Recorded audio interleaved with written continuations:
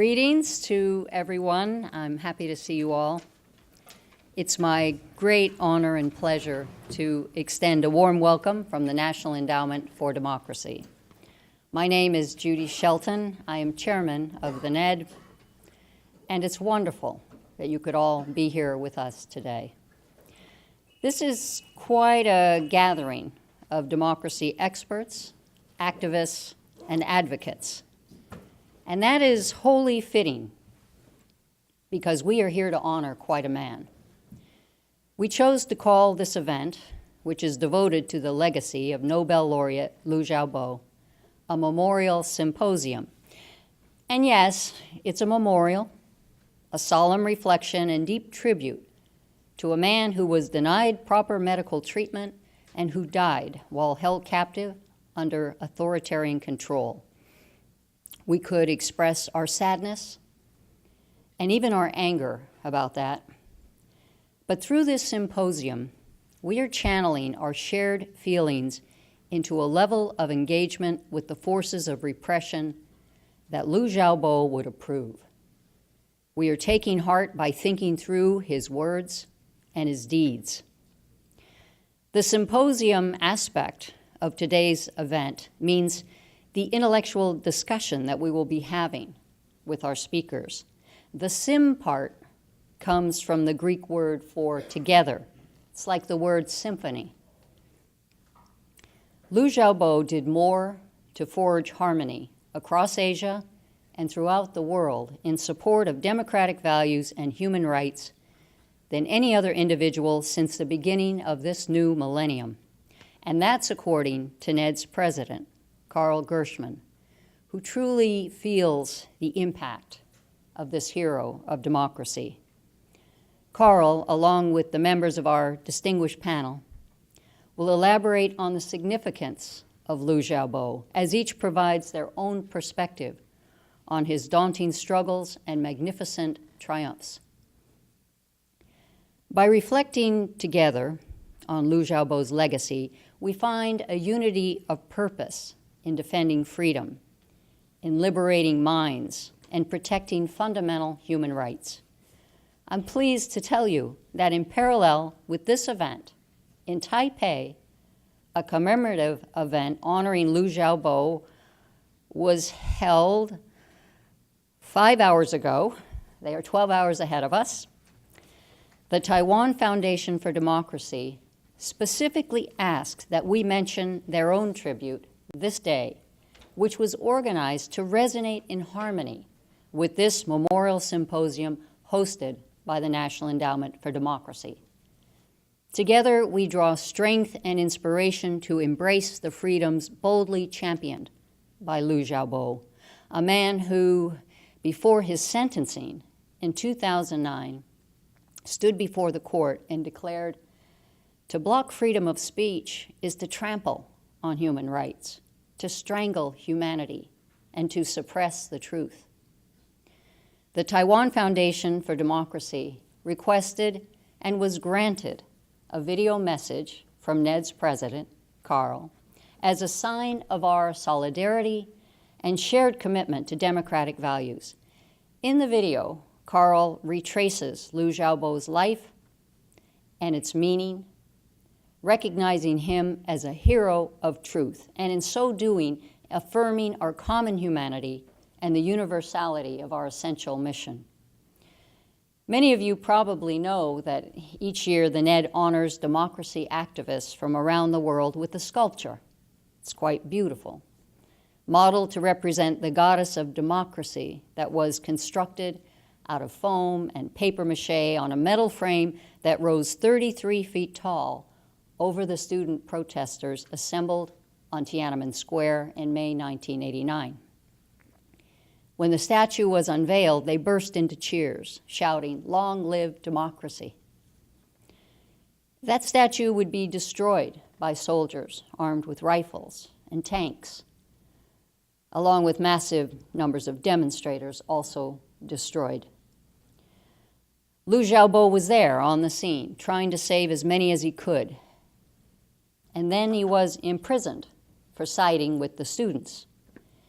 When he got out, Instead of abandoning the cause of freedom, he went back to pushing for democratic reforms, driven, his friends said, by anger and guilt over the students who had been killed. We know what this man was able to accomplish by channeling those feelings into powerful words and courageous actions. That is what we are memorializing and celebrating here today. Again, we at NED welcome you all. We thank you for your appreciation for a great man and your devotion to a great cause. It's my honor now to turn over the symposium to our moderator, Carl Gershman.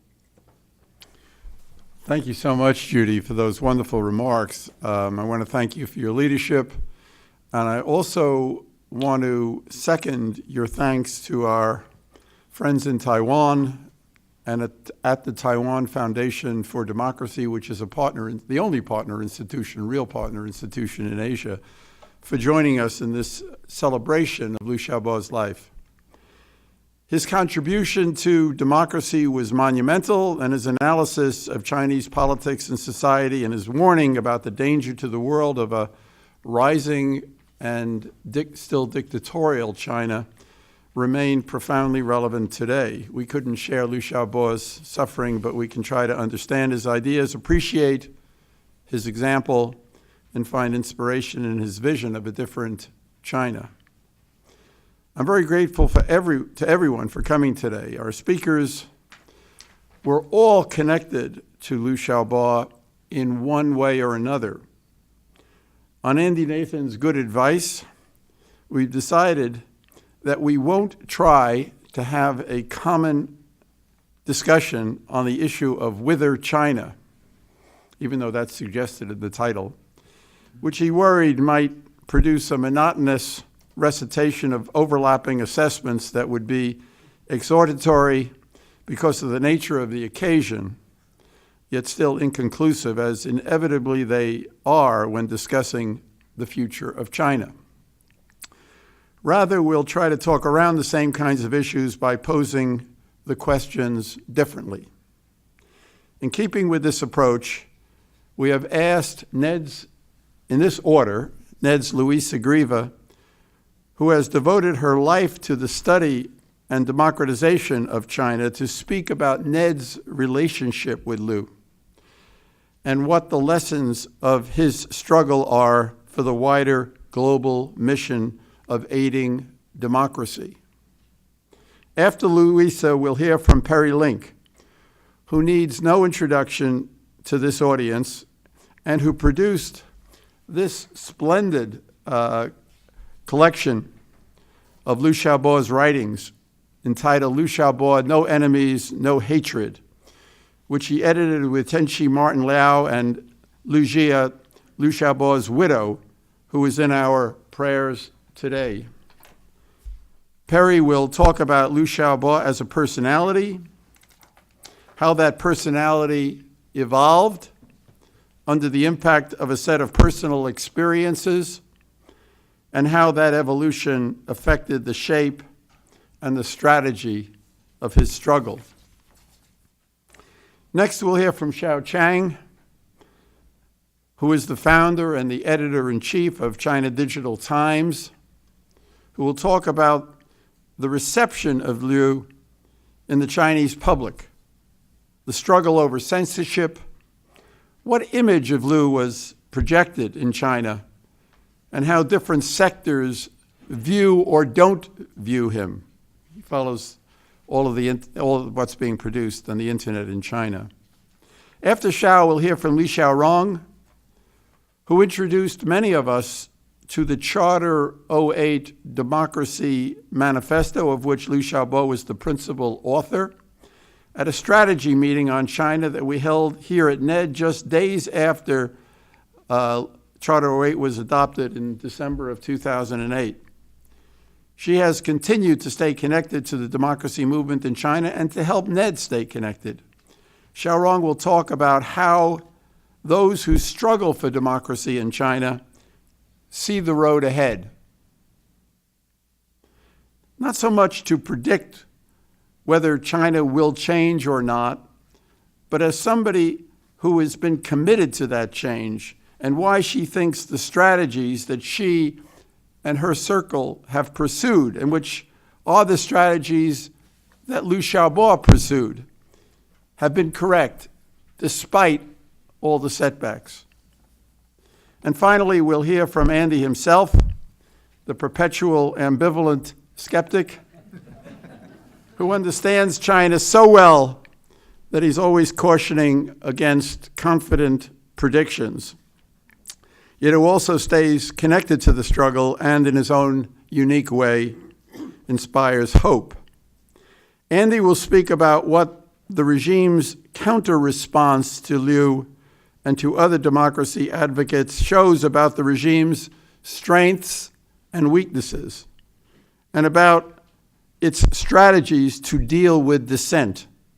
He may also mention other exemplary people like Xu Zhiong, who form the broader context of Liu's activities. I look forward to a memorable discussion and exchange of views, and I'm sure we'll have time for questions from the audience. If you haven't turned off your cell phone, please do so now, and you can join the discussion on Twitter by following our handle at NEDemocracy or hashtag NEDEvents. And now, Louisa.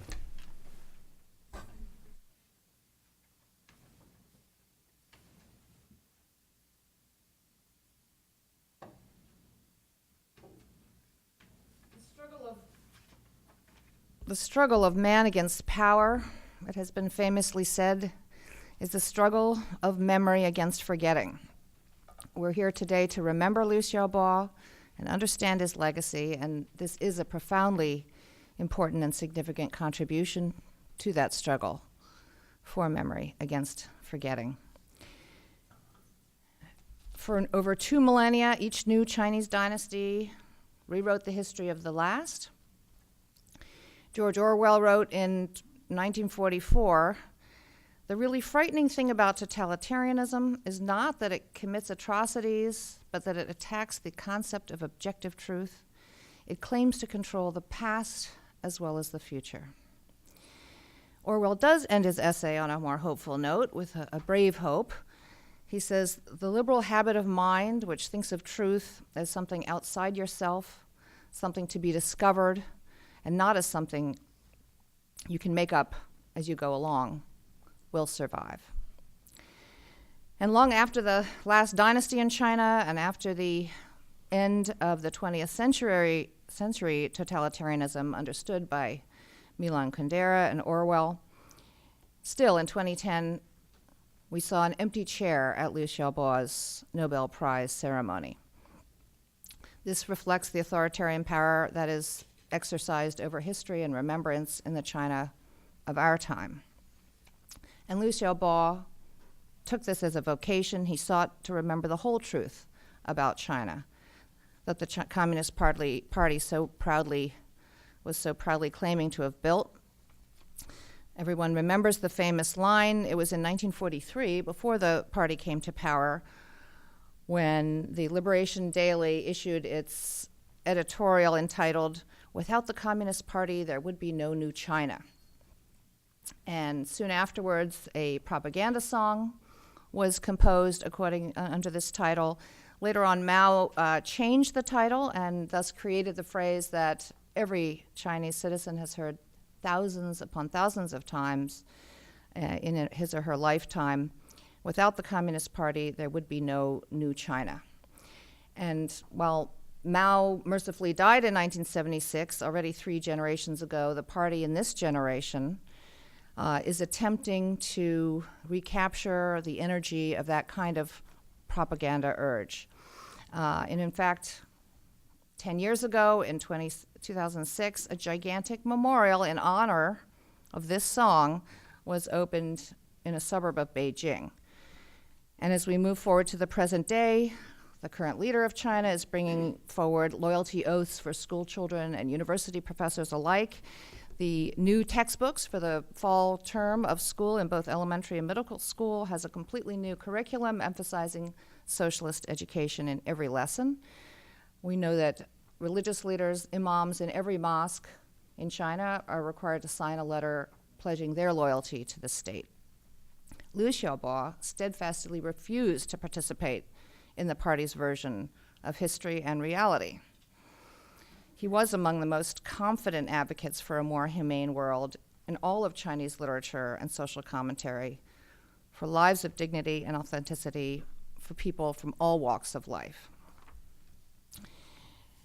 Of the power of writing, his first career, he said to a friend in 2000, "The beauty of written language is that in the dark, it sheds a light on truth. And beauty is the focal point of truth." He was thrilled when the internet came to China. He said, "It's like a magic engine," talking about the period of the 1990s after his release from that first term in prison. In fact, he says, "It has helped my writing erupt like a geyser. I can even live on what I write." And when he expressed his enthusiasm, he was calling it even God's gift to China. And he was truly present for a while, from 1992 when he was released until his detention in 2008. By one calculation, he was able to publish more than 1,000 articles promoting humanitarianism and democracy on Chinese language websites, not in China, where everything was controlled, but in journals and websites based outside China. And NED is proud to have supported many of those journals, was able to pay writers' fees for those who wrote. And Liu was able to, in this way, write not only what used to be called desk drawer essays, expressing one's views, but having to put it away in a desk drawer with no way to reach audiences. In fact, he reached millions through the internet, both in China and abroad. And along with that avenue for freedom of expression, of course, comes a certain discipline. There has to be a demand side. Who is the audience? Is anyone out there reading? You have to understand the concerns and worries of an audience when you're writing for one.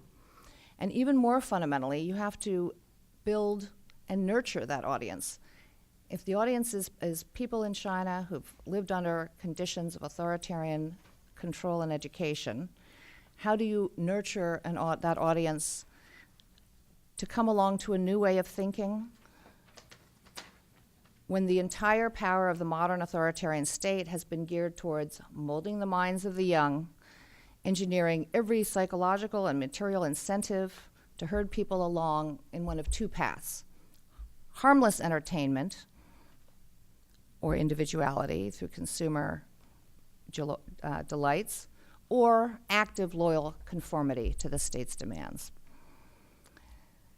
Under this dual system, whatever genuinely independent individualities can survive, the iron fist of this organized system is intended to brutally crush those voices, as it has done to our hero, Liu Xiaobo. So Liu Xiaobo's detention in 2008 very nearly coincides with the beginnings of what we at NED are calling the authoritarian resurgence.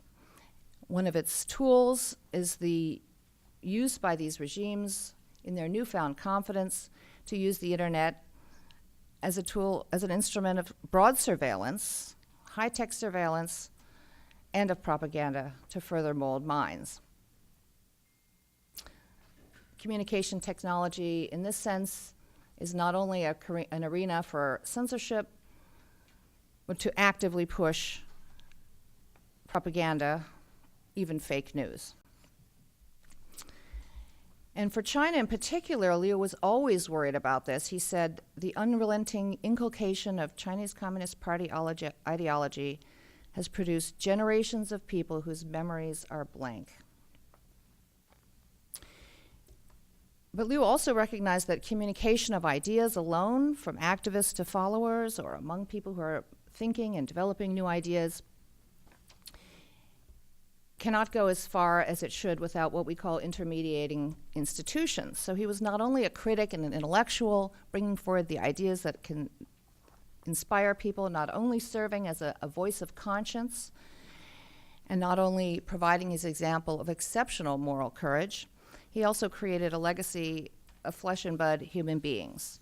They were inspired by him, but they were also shaped and molded by the experience of working together to build ideas, build institutions, and work on practical problems. So I'd like to say a word about the significance of two of those institutions that Liu Xiaobo worked on very intensively from the mid-2000s until his detention in 2008. And NED was very proud to be a longtime supporter of both those institutions. The first one is Democratic China Magazine, Minzhu Zhongguo.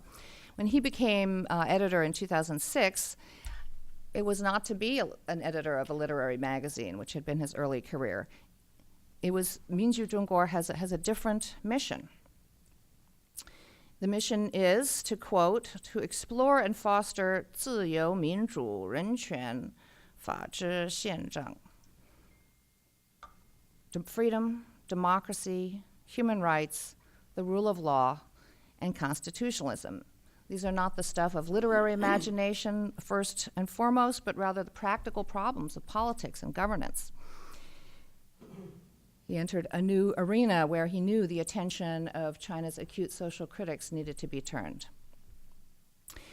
Inside that institution, he also shaped a strong ethical foundation for the practices of running an institution.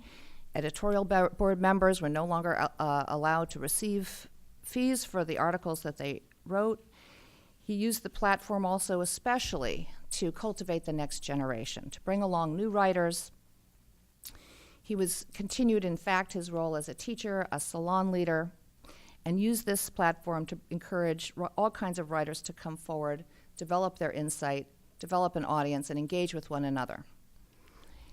The second institution is the Independent Chinese Pen Center, Duli Bi Hui, the first and still only membership organization of writers and journalists who are dedicated to championing, quite simply, freedom of expression in China.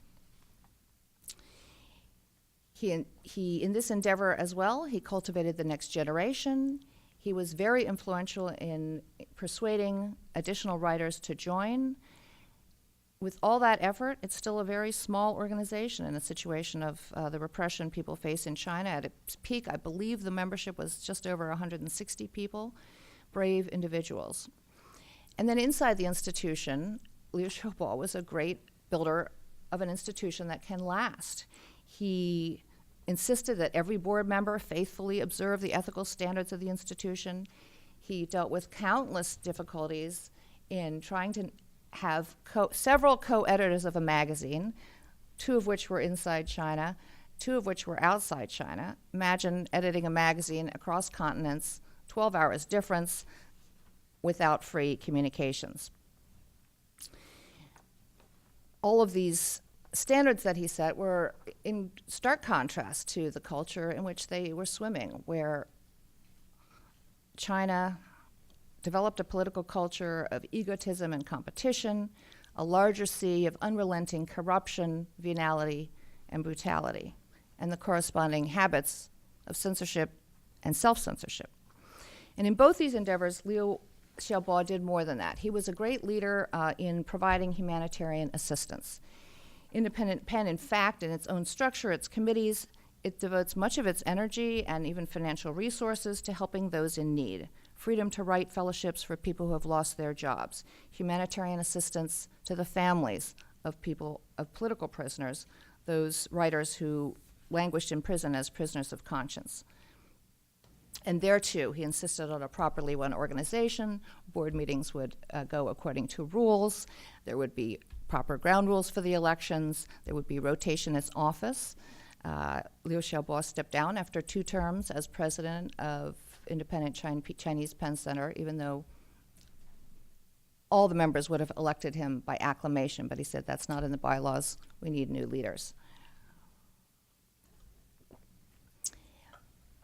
And even outside leading these 2 institutions simultaneously and writing his many, many hundreds of articles during this time, he actually received a constant stream of visitors to his apartment, people bringing their tales of injustice, problems that they saw. And he himself personally spent countless hours, and often his own money, connecting people who are facing problems with people who might be willing to help them, with lawyers, with journalists, with documentary filmmakers, and other writers.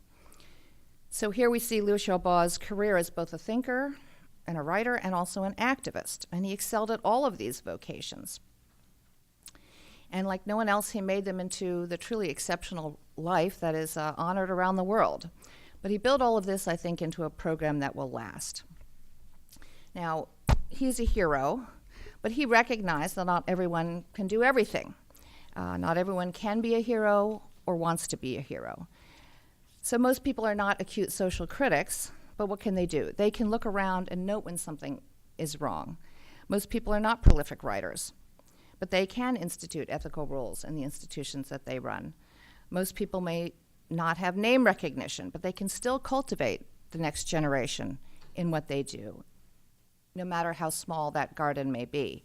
And most people live under conditions of great stress and personal difficulties, pressure and stress, and they don't have the extraordinary courage of somebody like Liu Xiaobo, but they can take the time to pay respects to the dead and to be personally generous to others in time of need.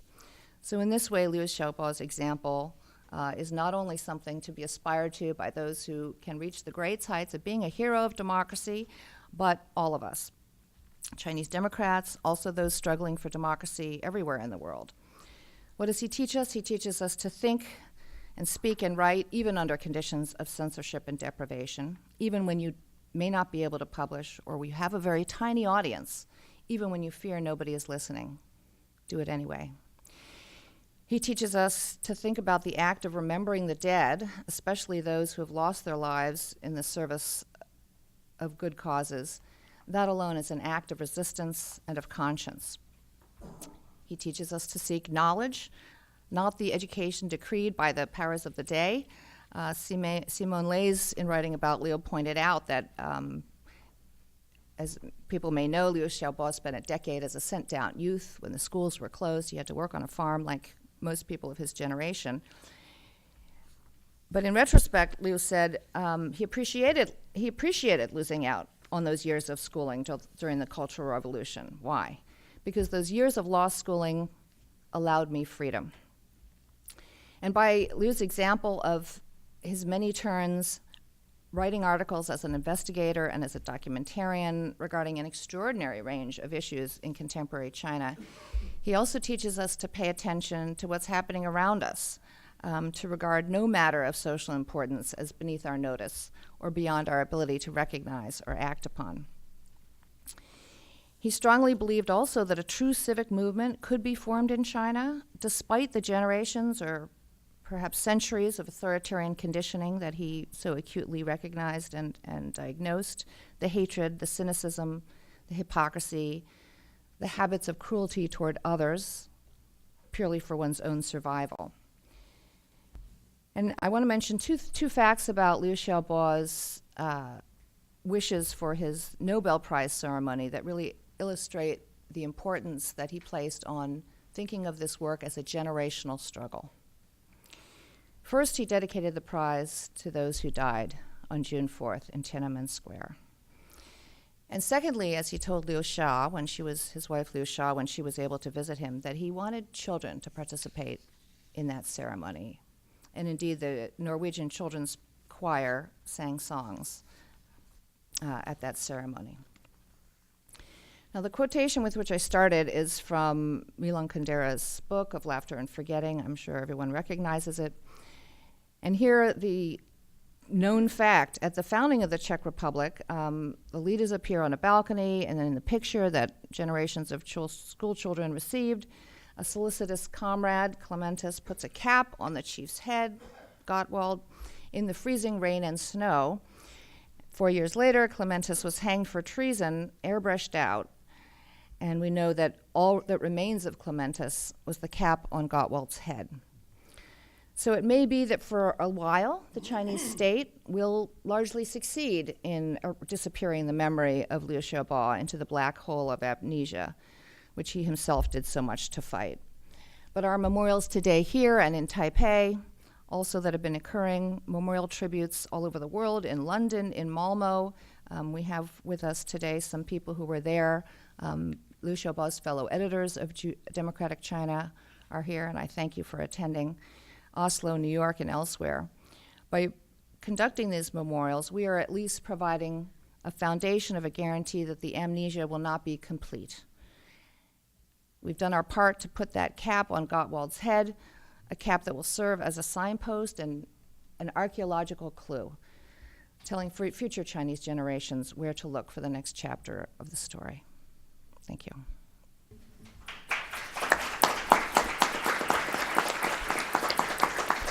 Thank you, Louisa. We're going to now hear from Perry. And those people who are standing in the back, you're welcome to come up. We have about 10 seats here in the front if you want to come up to the front. Perry.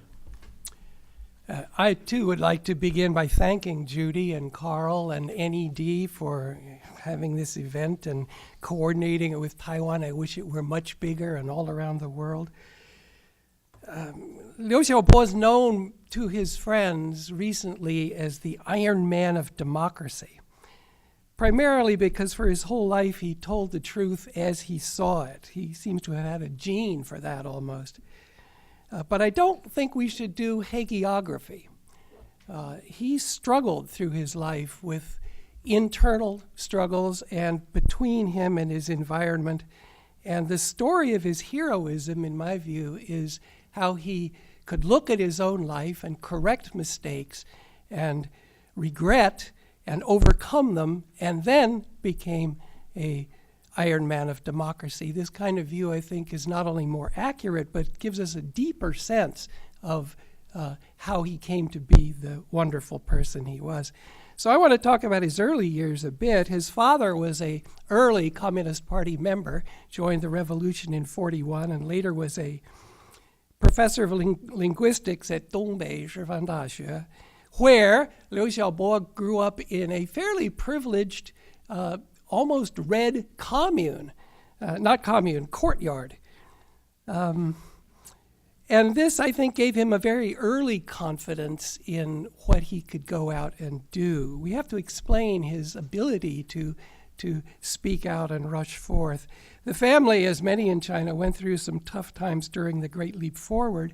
His father, he tells us, was very stern and used to beat him up severely. He didn't like his father. He loved his grandmother, who was sort of the good cop in the good cop, bad cop household for him. He was a rebellious kid, the third of 5 brothers, no sisters in the family, who distinguished himself by taking up smoking at age 11 to defy his parents and to defy his school authorities. And he has an essay later where he said, taking up smoking involved me necessarily in both lying and theft. I had to lie about where I got the cigarettes, and I stole from my father in order to buy them because they're expensive. His primary school teacher, he said, was too simple-minded. He did great in elementary school, but criticized his teacher. When the Cultural Revolution came, 66 to 69, he was in Changchun. Still, he was born and grew up in Changchun. And he was merely 11 to 14 years old, so he wasn't quite an activist Red Guard, but he saw raids and violence up and down the main street of Changchun.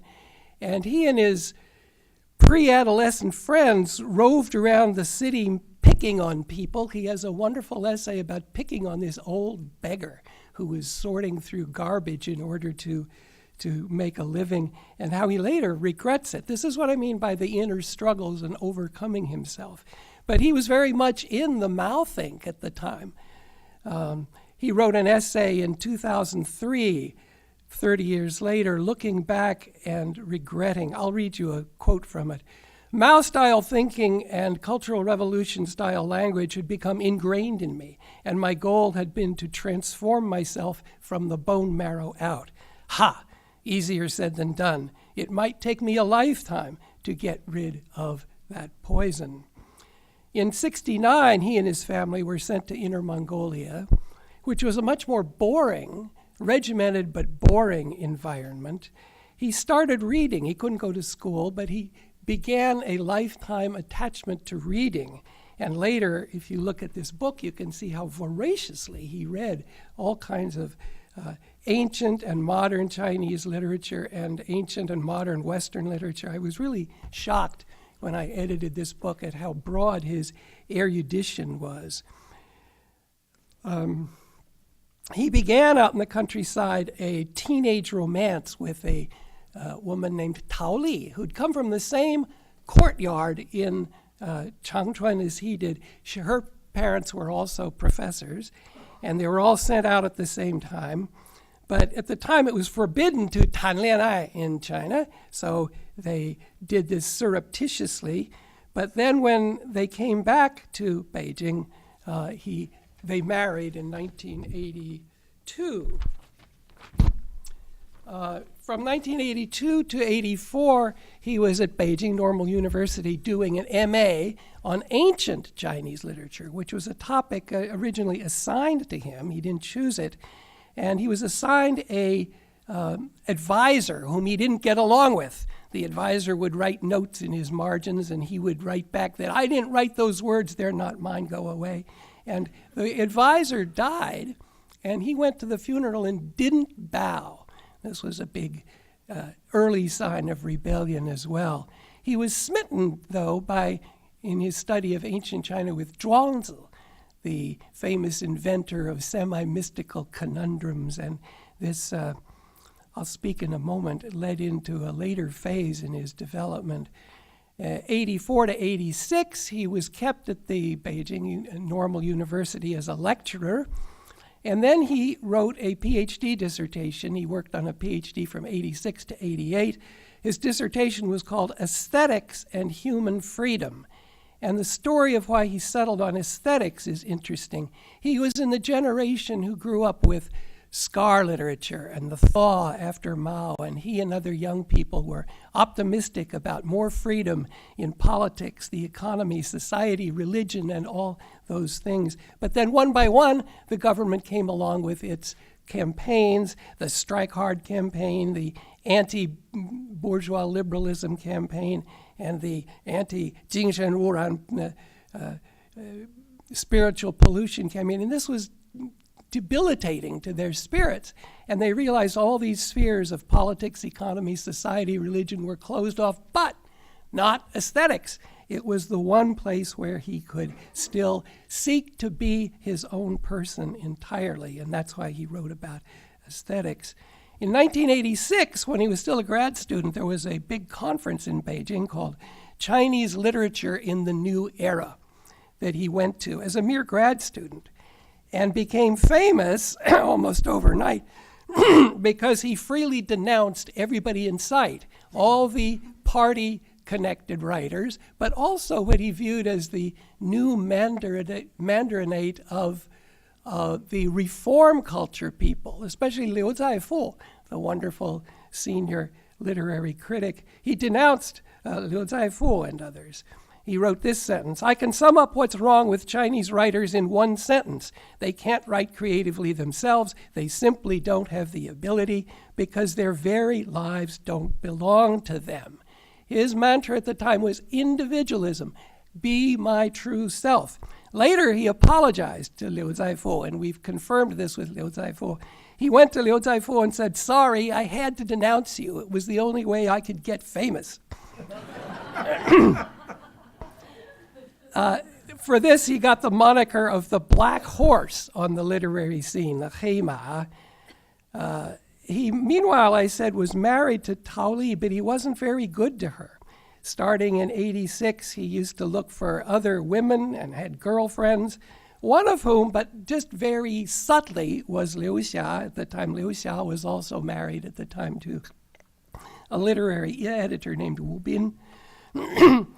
We come to 1989, though, and there'll be more talk about that, which he called in his final statement at his trial, the major turning point in my life. Not because it was the pinnacle of his rebellious audacity, but almost the reverse. Just before he came back to Tiananmen, he'd taken a trip to Oslo and then to New York, and at a visit at the Metropolitan Museum of Art in New York, he sort of had a kind of a youthful epiphany where he realized that the problems that he's been fighting about, these social problems and political problems, are all well and good, but they don't address what he called the incompleteness of the human being. It was almost a religious sense that he got from the artwork. And then he went back to Beijing at the time when the movement was heating up, and began to preach what seemed uncharacteristic. That was when he first used his phrase, no hatred, no enemies. Was looking back on his youth and seeing that all we did during the Cultural Revolution was fight, fight, fight, fight. There had to be an evil this and a bad that, and no enemies, no hatred was what he counseled the students to do, although was disappointed that they didn't listen very well and had their own sort of autonomous authoritarianism in their own relations with each others. After the massacre, as Louisa mentioned, I think he became mortified that he had gone to an Australian diplomat's friend for refuge, while others, mostly workers, stayed on the roads and tried to help others, and some of them lost their lives for that. He felt very guilty about that. And then was arrested as a black hand behind the demonstrators and put in prison in the famous Qincheng prison in Beijing for a year and a half, during which time he wrote a confession that later he came to regret immensely. We don't know what he said. There are no recordings or transcripts of it. We only know what he says he said. And he regrets confessing, and he regrets talking too much about others in the movement, which could be viewed as selling them out. He certainly didn't mean it that way, but in any case felt very guilty for the rest of his life about that. Every year at the anniversary of the Tiananmen massacre, he wrote a poem to the lost souls that he remembers. While he was in prison, his wife Tao Li sent him divorce papers, and he signed them. He realized he had not been good to Tao Li, and agreed. The story of the 90s after the massacre we could call the taming of that wild black horse. And it had a lot to do with both of his wives. Liu Xia was very loyal to him all through the 90s. She was divorced, I think, in 92 or 93, but after then they started living together, and in 96 they had a big banquet with friends coming, which they viewed informally as their marriage, but they weren't legally married. So when he was arrested and sent to the labor camp in 1996 in Dalian, she wanted to go visit him and bring him books, and of course he wanted that, but she couldn't because they weren't legally married. So they did it. They filled out forms at the labor camp and got officially married, and still she wasn't allowed to see him. It took about a year and a half until she could actually see him as she was bringing him books, where he continued to read and to begin to write poetry. His best poetry is from those 3 years in the labor camp. All of his poems, or nearly all, were written to Xia, or for my wife. And he had this sort of mystical turn. Here's where the Zhuangzi thread picks up again. He'd always had this kind of sense of a transcendent other place. And he wrote a poem about Simone Weil, the mystic French philosopher, and also about Jesus Christ and St. Augustine and others. He never embraced any religion, despite the urging of some of his Christian friends. Where should I pick up here? He criticized Lu Xun, the famous early 20th century Chinese writer who was so eloquent about social injustice and cruelty and so on, but he said Lu Xun could not struggle with the dark and failed to find any transcendental values to help him continue. When he was out of the labor camp in 2000, he published an extended dialogue with his friend Wang Shuo, who was famous as a sarcastic popular fiction writer. And Liu Tu in the dialogue was a master of sarcasm, but occasionally would change register, stand back, and chide his friend for his disregard of so-called ultimate concerns and transcendent questions. He wrote in that same year a letter to his friend, the writer Liao Yiwu, where he reflected that China lacked a moral giant. We don't have a Václav Havel, someone who could put ultimate principle first at whatever personal cost. Now, I won't go into everything he wrote in the period 1999 to 2008. It's in this book, which I recommend. It's an eloquent book because of him, not because of me. But they're writing on Confucius, on Kant, on St. Augustine, farmers in Jiangsu, Olympic athletes, humor in China and Czechoslovakia compared, pornography and politics, the internet revolution, Barack Obama's election, a murdered puppy, international relations, the Dalai Lama, China's economic miracle, and much more. Amazing range and erudition within the range. This is really his mature contribution to the world, I think. He did it while he was under constant surveillance and harassment by police. There were often police cars parked at his door, and yet he went out to support petitioners and others who were being treated unfairly in the city. He visited the Tiananmen mothers often, organized public statements, most notably, of course, Charter 08. And this is a distinctive feature about him. Most dissident so-called Chinese intellectuals at that time either went abroad or, if they were in China, were didiao, just didn't talk a lot or write a lot outside. They wrote at home. He combined writing and activism, and I don't know anybody who can possibly compare with him in that regard. His three contributions, in my view, that we can consider today are one, Charter 08 and he opened a new third alternative for Chinese people to think about. Before, all the liberal-minded Chinese intellectuals rooted for the liberal wing within the party. And then there was the behemoth conservative wing within the party, and the seesaw back and forth between those two poles was the name of political thinking. Charter 08 puts that aside, transcends that, if you will, and says, no, there's a third way to think about being Chinese in the 21st century.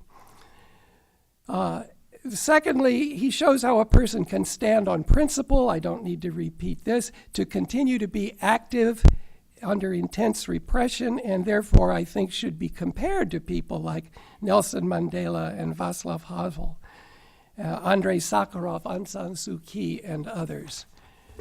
And finally, and I know Carl has spoken about this too, but I think his third warning to us now here is about the role of the rising Communist Party in the world. I'll quote here from a 2006 essay. This sounds prescient, written in 2006. If the communists succeed once again in leading China down a disastrously mistaken historical road, the results will not only be another catastrophe for the Chinese people, but likely also a disaster for the spread of liberal democracy in the world. Thank you. I apologize to our last three speakers because so far people have gone beyond their 10 minutes that they were allotted. So I'm going to urge them to try to stick to 10 minutes so that we might have a little bit of time for discussion at the end. Xiao.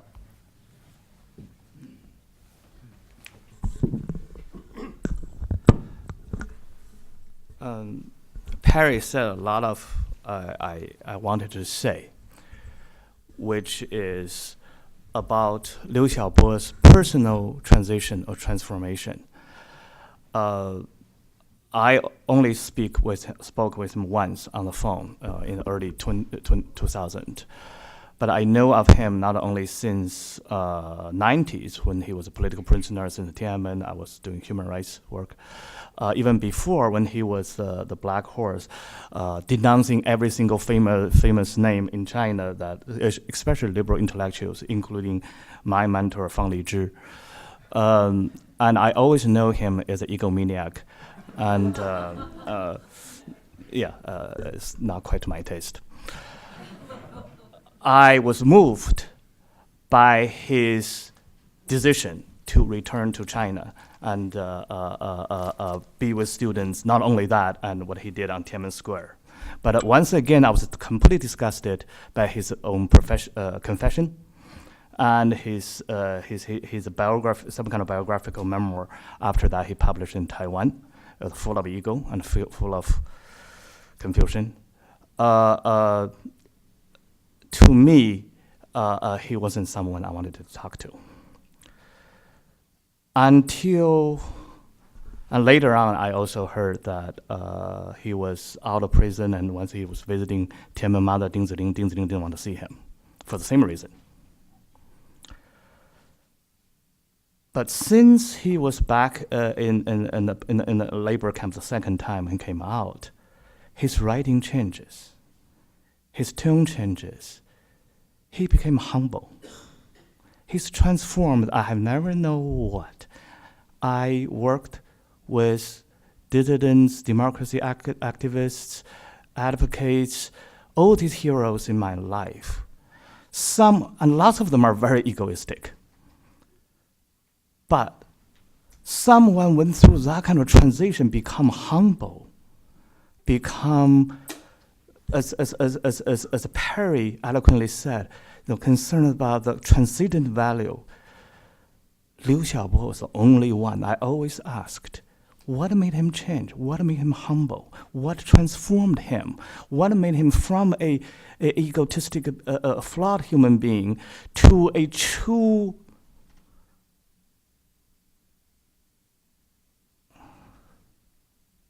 not only a democratic advocate, not a writer, someone with conscience, humbleness, and spiritual inspiration.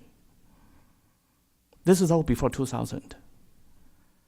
I thought maybe it's love, because his poetry from Liu Xia means a lot.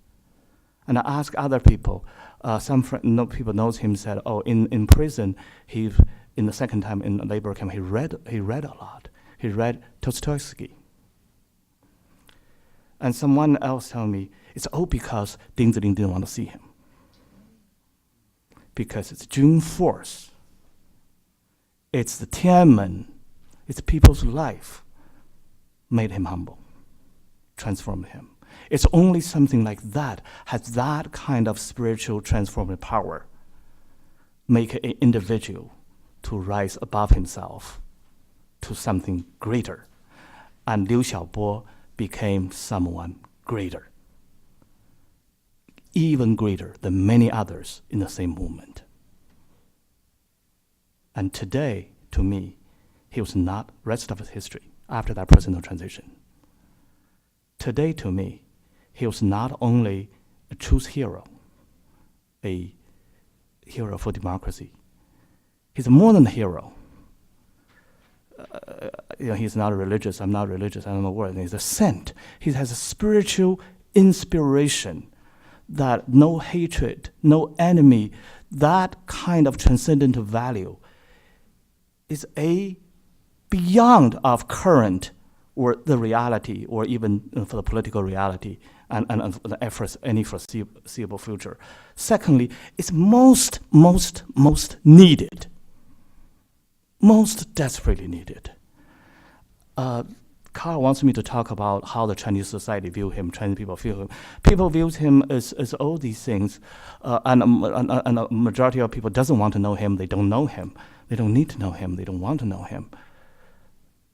But spirit of Liu Xiaobo, he's more than a sample of an activist, a writer, even a poet. He has reached this spiritual guidance, which is mostly needed for China's incoming years, for its own transformation. How China, as a society, can go through a transformation from a violence, from eye to eye, from hatred to hatred, to a peaceful, above hatred, above enemy, that state. I don't know, but Liu Xiaobo is a star out there. So I'm just going to read a short a piece I wrote for CNN during the day Liu Xiaobo died. I only read the last paragraph. Someday, Liu's name will grace a national monument of a democratic China for transcending fear with love in advance of human dignity. One day, when nations become absolute concepts and the national monuments disappears from the earth, the name Liu Xiaobo, together with those Mahatma Gandhi, Martin Luther King Jr., and Nelson Mandela, will still be as bright as the brightest stars in the night sky, inspiring the ever-enduring enterprises of human freedom and dignity. Meanwhile, the names of those who imprisoned him and hastened his death, together with the name of the brutal and brief authoritarian regime, will be only a mere footnote under Liu Xiaobo's page in the history's book.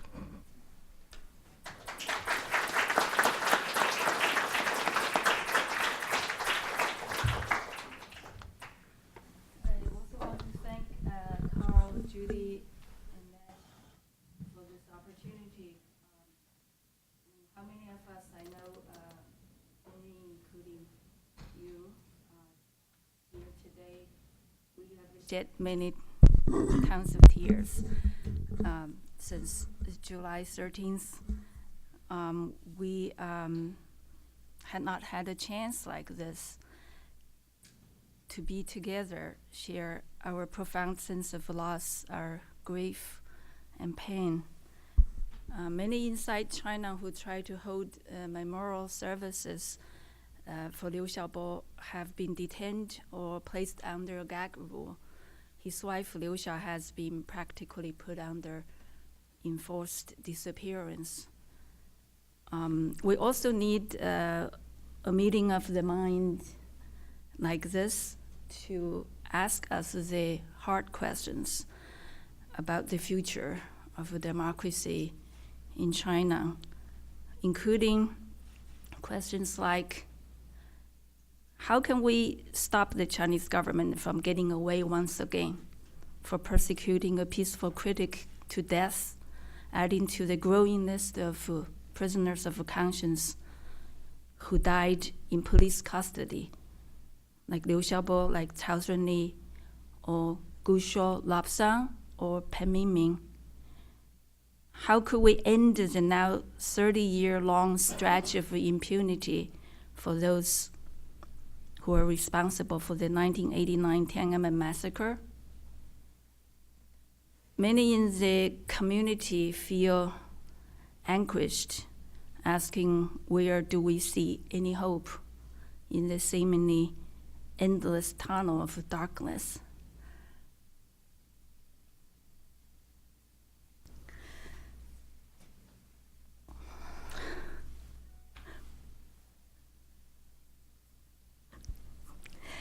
"20 years before his last imprisonment, the Chinese government had banned Liu Xiaobo's writings from being printed or circulated on the internet in China. But why then the leaders of that government, which has since become a superpower, remain so terrified of him, such that they're not satisfied with merely having him silenced, such that they want to obliterate him, even leaving no trace of him?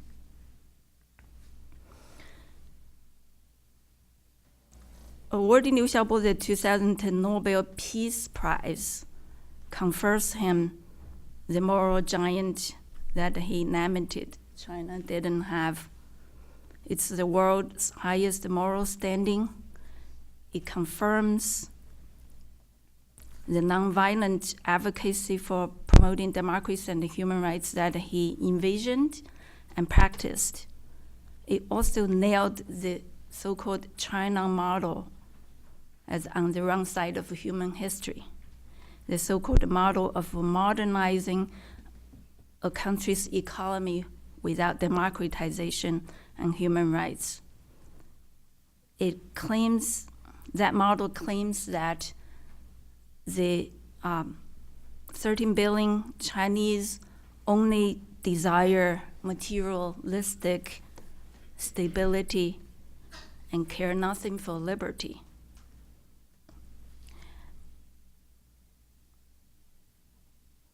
So what I'm trying to say is the hatred that the government harbored towards Liu Xiaobo and what he stands for needs an explanation, and I'm trying to do it in a way to fulfill my obligation today here of the assignment that Andy and Carl imposed, which I think is too big a topic for 10 minutes. And I think all of you here and many more, we all share that responsibility to figure out. But I'm going to offer my 2 pennies. When a seasoned China scholar heard the breaking news in Beijing of that year's Nobel Peace Prize going to Liu Xiaobo, he broke down in sobbing. A friend asked, "Why? Shouldn't you be smiling and celebrating?" The scholar replied, and he wrote later, "At that moment, I knew Liu Xiaobo would never walk out of that prison alive." It is clear that it was the activist Liu Xiaobo, in addition to the writer, the poet Liu Xiaobo. It's the peaceful actions he took in sowing the seeds for democratic change that terrified China's authoritarian leaders. I had known about Liu Xiaobo through his many writings many years before. I got to know him, had conversations with him, worked with him in his head as an activist with a vision. Between 2004 and 2008, with a circle of like-minded friends, we had frequent communications about organizing, supporting, and taking actions for peaceful change. Less known to many others, he was actively involved in actions such as campaigning for prisoners of conscience, building capacity, and providing support to human rights activists and lawyers. I wrote elsewhere about one conversation we had the day before police detained him in Beijing in that December 2008.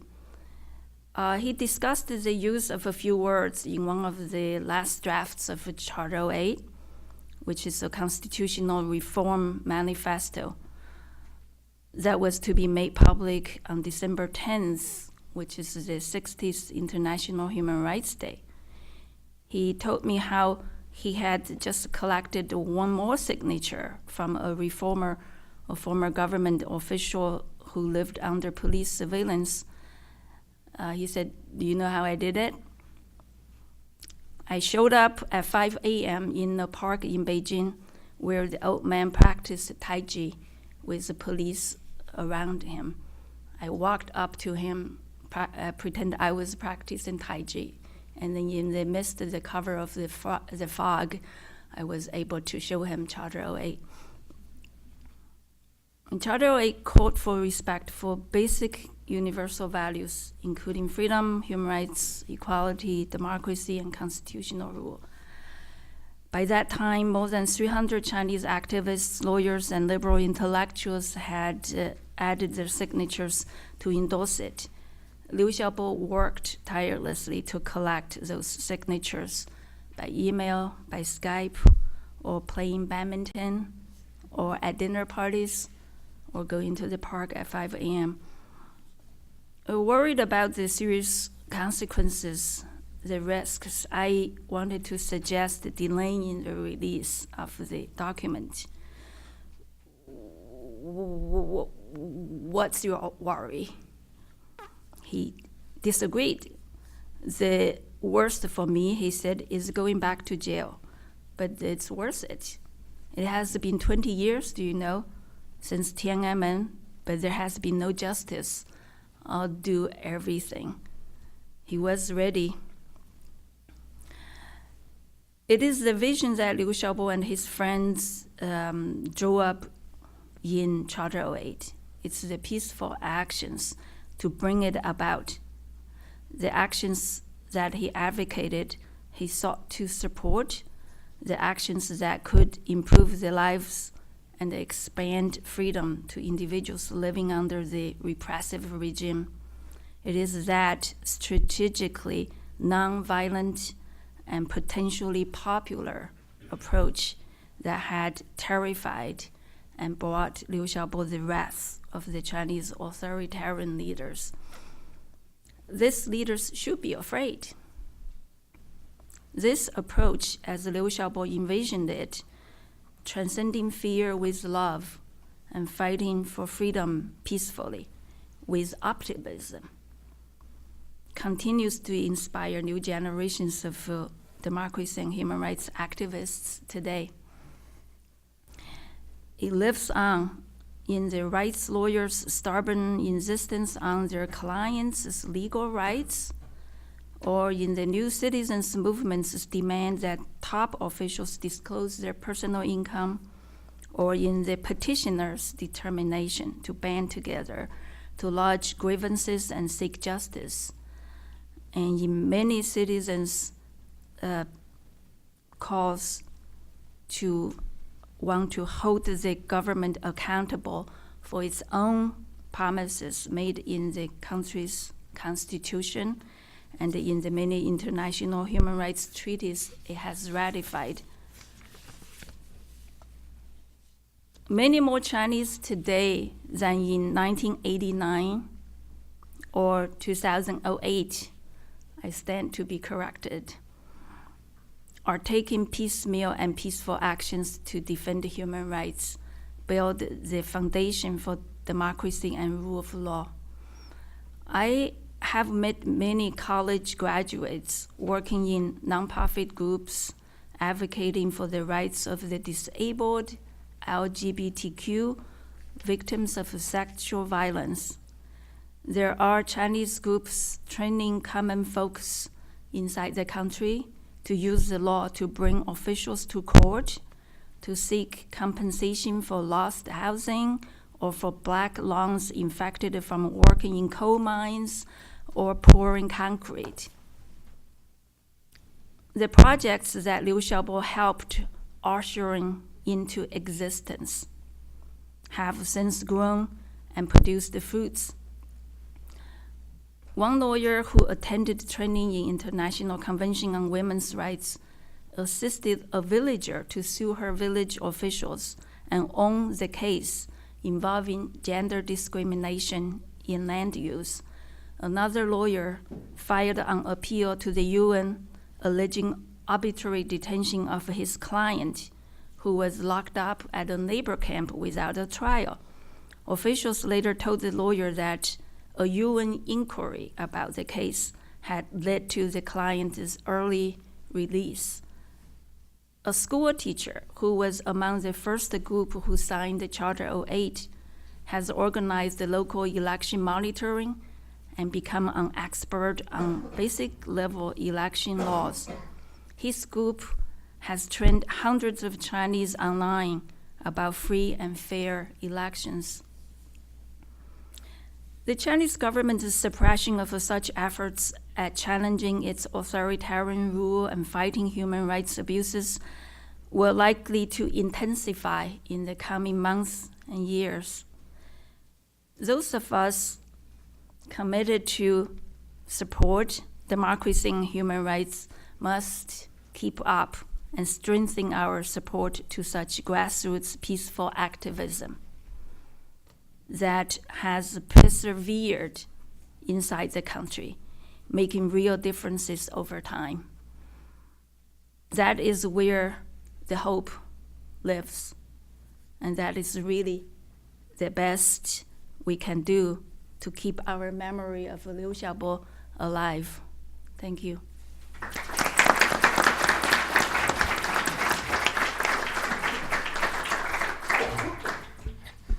I wanted to follow up on a point that Xiaorong has raised, which is what the regime is so afraid of, and this paradox of the regime's strength and weaknesses.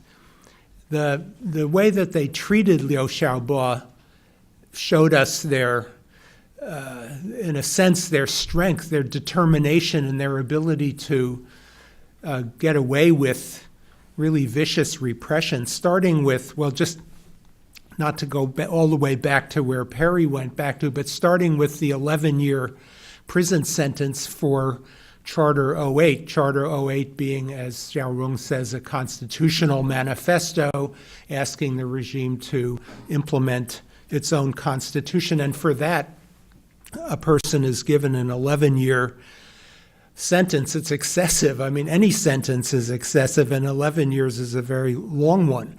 And then secondly, to imprison his wife in a completely illegal house arrest with no legal justification at all, and isolate her in that house arrest so that she suffered for all those many years from severe depression. She suffered very badly. Then to allow him to go without diagnosis and medical treatment in prison until his illness was irretrievable, and then to bring him out and use him as a propaganda tool, cynically providing this high-end medical care at the very end when it was no longer useful, and videoing that and circulating it as propaganda. And then, as Xiaorong alluded to, cremating the body and forcing his wife to scatter the ashes, and now disappearing her. As far as I know, she hasn't reappeared. These are acts of great cruelty, but also tremendous determination and a certain kind of strength in that sense of the ability to do and get away with these things, and to get away with it internationally as well, to punish the government of Norway for having been the place where there's a committee that gave him a prize, and punishing them diplomatically and economically, and no other government daring to do anything about it. And it's interesting that the way they treated him, he is the most famous person to have been treated this way, but by no means the only person to be treated this way. Many, many people are treated this way, to give, in terms of the excessive sentencing of people for really doing nothing. As Carl mentioned, I wanted to bring up the case of Xu Zhiyong, who's was the organizer of something called the New Citizens Movement, which was very, very peaceful and very legal and very idealistic.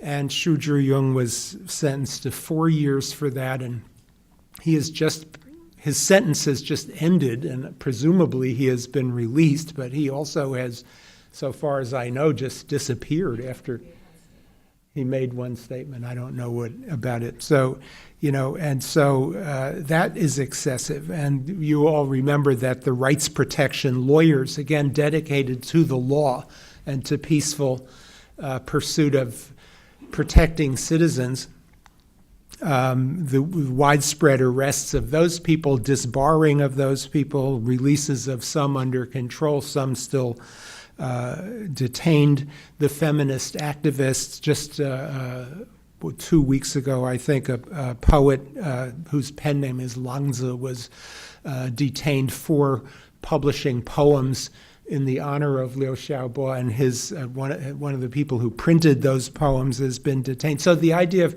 just grabbing people for no reason is something that the regime does over and over again.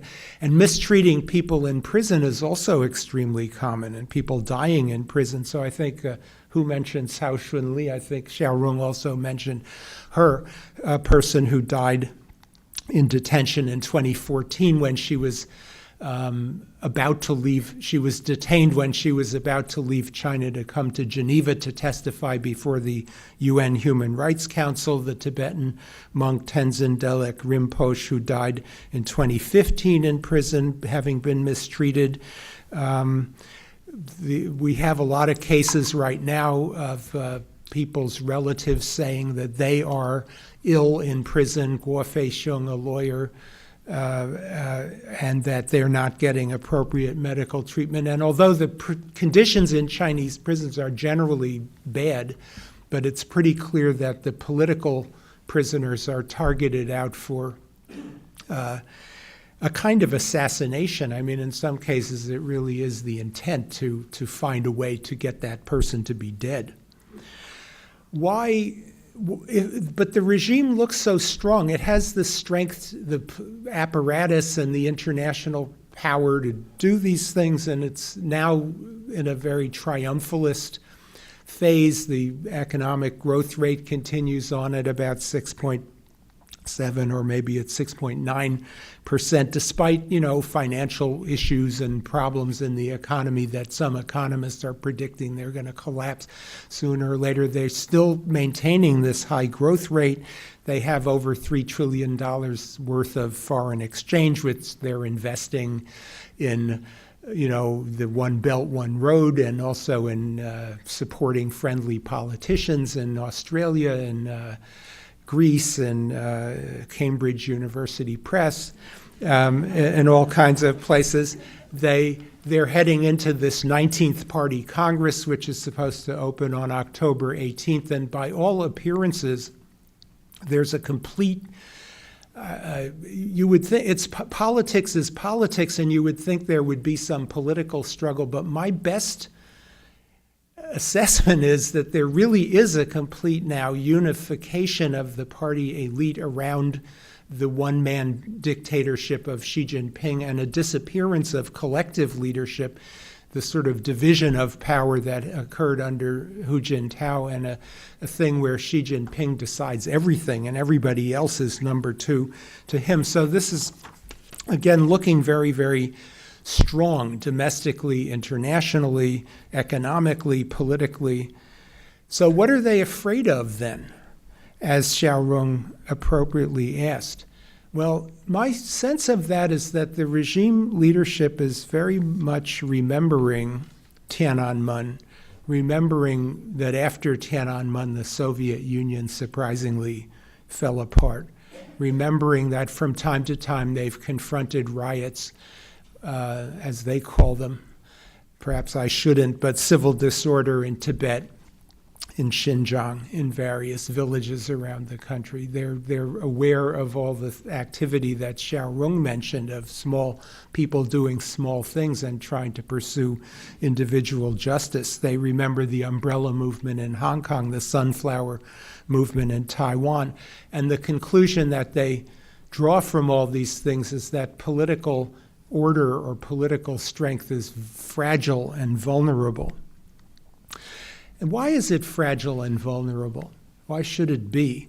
And I think there's a kind of core reason for that in this type of a system, a structural reason, which is that this is a system that's ruled by a vanguard political party that consists of 6% of the population, approximately, the Chinese Communist Party. 94% of the population are not part of that party by definition. It's a vanguard party. It's not a party that everybody can join. It's a selected party of membership. You have to be selected and you have to be indoctrinated and you have to continuously be indoctrinated and show loyalty and obedience to be a member of that party. And that party doesn't trust anybody outside the party. I had an interesting conversation recently with a youngish person who's rising up in that political party, and we talked about this very frankly, and he said, we don't trust the people to vote. I mean, he scored a big point on me by saying, look what happens in your country when the people vote. I wasn't able to contradict him. But, that's their point, and it's always been their point, is that we don't want to let the people vote because the people are not politically mature, and they're backward, and so they need to be led. And I said to him, well, you don't have to trust the people to vote, but don't you want to trust your own media workers, the journalists, to write about things that they discover that are going wrong? And he says, we don't really trust the media workers either, because they have their own interests and they don't understand things fully unless they're party members. Of course, those who are party members, we try to trust them to run the media. And I said, well, what about the courts? Can you trust the courts? No, we can trust the courts to determine, different economic issues, but when it comes to sensitive political issues, the party has to guide the courts. So what about the party members? Do you trust them? Well, not entirely. No, we can't really trust our party members because many of them are corrupt, many of them are abusive, many of them are ambitious, many of them have joined the party opportunistically. The logic of that is very real. I think if you're inside that mentality, it perfectly makes sense. But it means that most people are on the outside. And I said, well, then who's going to supervise the party?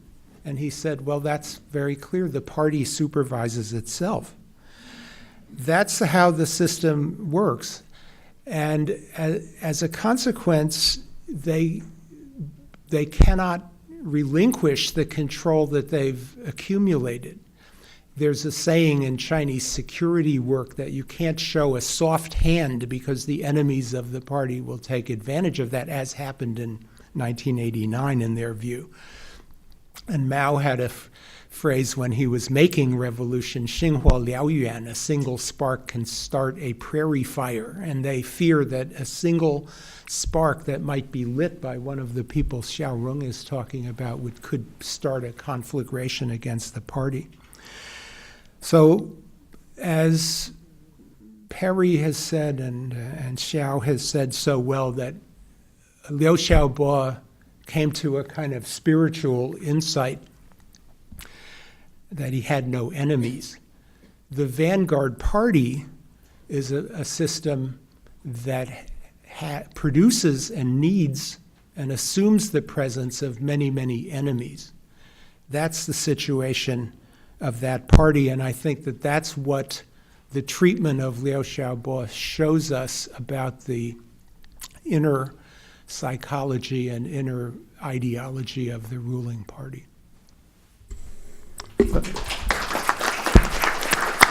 Thanks, Andy, for pulling it all together in that way, fascinating way.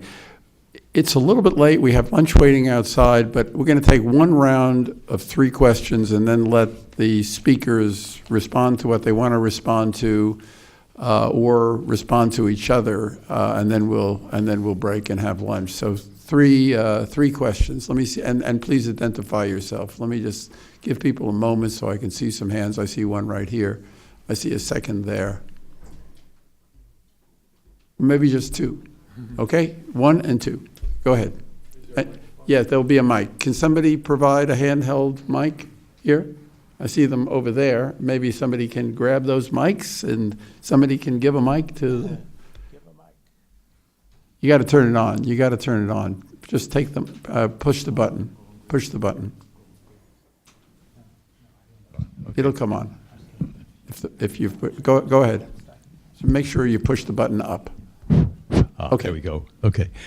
My name's Arnold Zeitlin. I've been teaching in Guangzhou for many years. The question is, you have a totalitarian, one-party police state that happens to be the elephant in the room as far as international affairs are concerned. So what do you do about that? Okay, that's great. All right. That's nice and short too. And the question over there, I saw a hand there. 好，我的问题是，因为我看诸位演讲者好像中文说的都非常的好，那么是不是我可以用中文来提这个问题？那么，or shall I ask my question in English for the audience? It's very simple. I'd like to ask if you have ignored the impact of religion in Liu Xiaobo's life in your research, although you have mentioned it many times in your lecture just now, and I can only guess as a non-researcher of his life and his idea that the traditional Chinese religion impacts from Taoism, from Buddhism, as well as later in his life before his detainment and imprisonment, not at least, or first of all, the religion of Christian religion may impact his thinking a lot. And although he didn't present himself as a Christian, as a believer, but maybe inside of his heart, he recognized and practiced the way of Jesus, maybe, and maybe he is a very loyal believer of practicing Christian. Right. Thank you. Okay, that's great. Two short and simple questions, but the speakers can either answer those questions, large questions, or give some final reflections, comment on what others have said, and we'll do it in the same order in which the speakers made their presentations, starting with Louisa.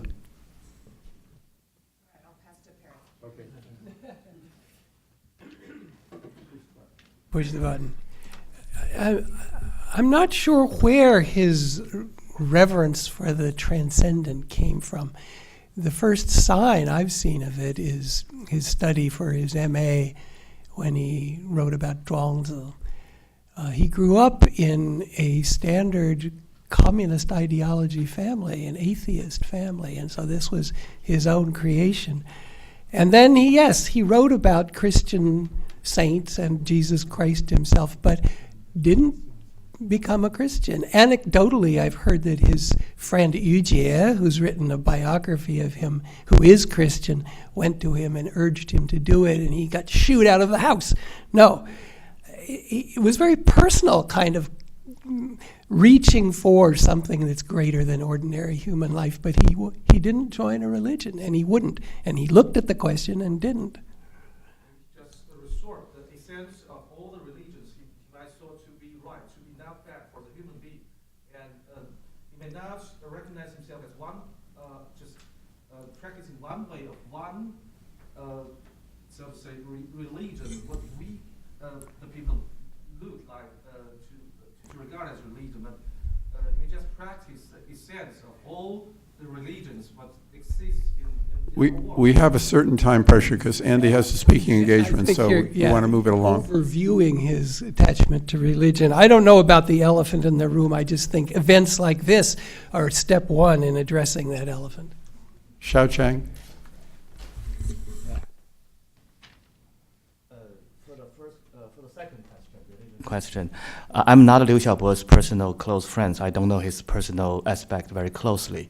All I know is he read Nietzsche when he was young, and he read Dostoevsky when he was in second time in prison, and that to me that was a time of the transformation. So there's something to do with it. To your question, the big question. Yes, we want a democratic China, and democratic countries doesn't go in war with others usually. Yeah, usually. Other democracies, particularly. So that's the short answer. But I need to add one more.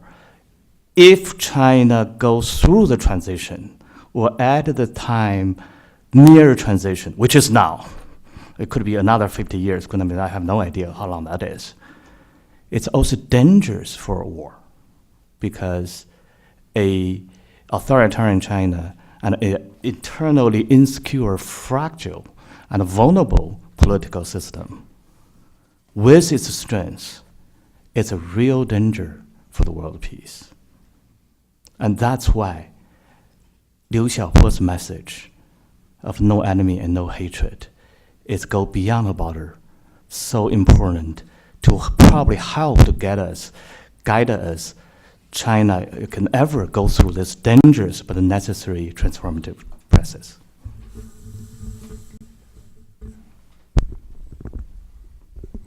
Well, to the elephant in the room, the seemingly strong and superpower in the world today, I think that question is put to everyone and each of us. Are we doing enough? Because I believe human rights, freedom is part of human nature. So don't believe anything that the Chinese don't care for them. They all want it. But it's dangerous for them to speak out, to take action now. But they are fighting for it in their own quiet way.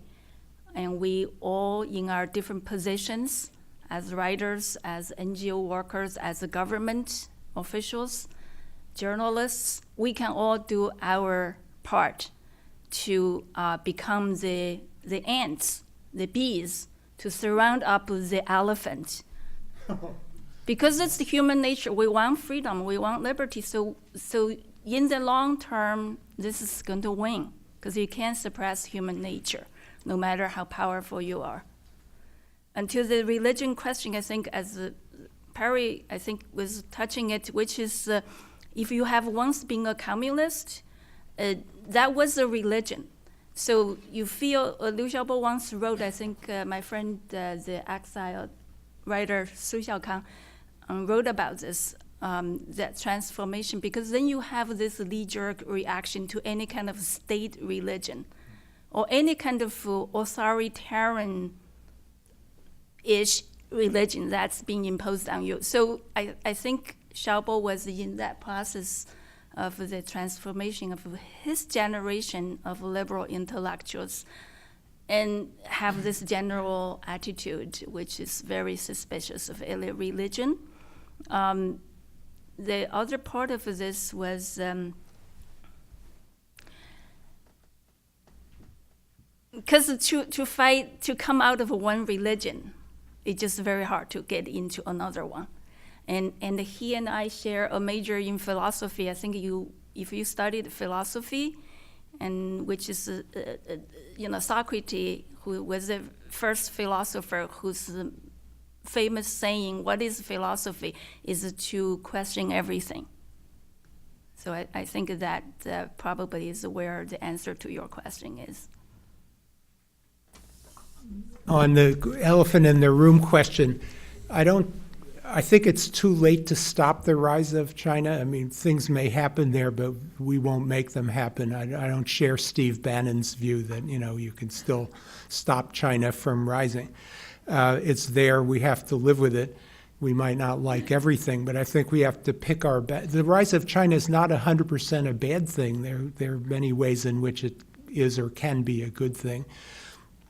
But we have to pick our battles, which are